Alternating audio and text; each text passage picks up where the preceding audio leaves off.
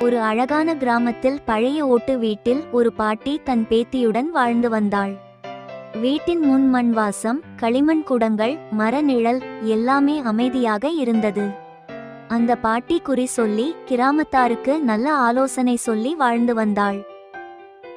தினமும் பலர் அவளை பார்க்க வந்து தங்கள் கவலையை சொல்லுவார்கள். பாட்டி எப்போதும் சிரித்து, நல்ல மனசு இருந்தா எல்லாம் சரியாகும் என்று சொல்லுவாள்.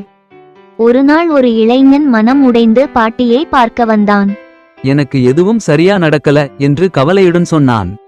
பாட்டி அவனுக்கு ஒரு சிறிய விதை கொடுத்து, இதை நட்டு தினமும் கவனிச்சுக்கோ என்றாள். அவன் தினமும் அதை பார்த்து நீர் ஊற்றி பொறுமையுடன் காத்திருந்தான். சில நாட்களில் அது ஒரு செடியாக வளர்ந்தது.